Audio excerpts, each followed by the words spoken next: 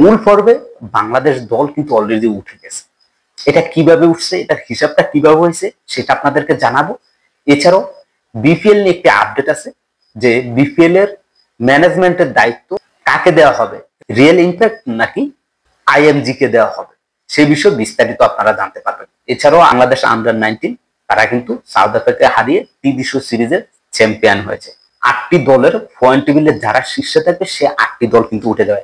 এরকম এ নাম্বার থেকে কিন্তু নর্থ কোরিয়া উঠছে, বি গ্রুপ থেকে কিন্তু ভিয়েতনাম উঠছে, সি গ্রুপ থেকে অস্ট্রেলিয়া উঠছে, ডি গ্রুপ থেকে ইন্ডিয়া উঠছে, ই গ্রুপ থেকে চায়না উঠছে এবং এফ গ্রুপ থেকে জাপান উঠছে, জি গ্রুপ থেকে উজবেকিস্তান উঠছে এবং এইচ গ্রুপ থেকে সাউথ কোরিয়া উঠছে। তার মানে 8টা গ্রুপ থেকে 8টা দল কিন্তু অলরেডি উঠে গেছে।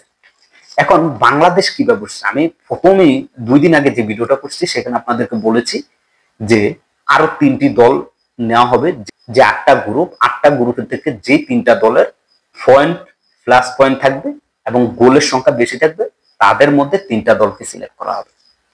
এইখানে আমরা আজকে কিন্তু ধরে নিয়েছিলাম যে বাংলাদেশ সম্ভবত আর থাকবে না, কিন্তু যখনই চাইনিজ টাইপ অর্থাৎ চীন লেবাননকে 8-0 গোলে পরাজিত করে তখনই বাংলাদেশের জন্য কপাল খুলে গেছে। এখানে আরেকটি জিনিস কাজ করছে কি দেখেন, বাংলাদেশ যদি আরো 2টা গোল বেশি খাইতো অর্থাৎ 10 গোলে যদি সাউথ কোরিয়ার সাথে হেরে যেত তাহলে বাংলাদেশ উঠানোর সম্ভাবনা ছিল না, সেখানে কিন্তু ইরান উঠা যেত।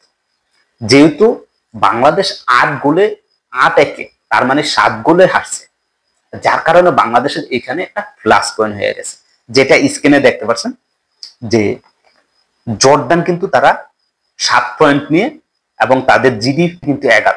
দেখেন বাংলাদেশ উঠছে, বাংলাদেশের জিডি হচ্ছে 5 এবং পয়েন্ট টেবিল হচ্ছে 6।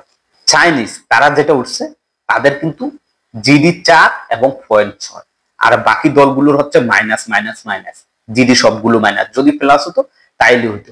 এখানে যদি বাংলাদেশ যদি 2টা গোল বেশি খাইতো তাইলে কিন্তু বাংলাদেশ উঠতে পারতো। তাই গতকালকে কিন্তু সংবাদ সম্মেলনে বিসিবির পক্ষ থেকে জানিয়ে দিয়েছে তারা 3 দিন পর আমাদেরকে জানাবে। তার মানে 3 দিন পর আমরা আপডেট পাবো। এর আগে আমি আপনাদেরকে কোনো ধরনের গুজব দিতে চাচ্ছি না।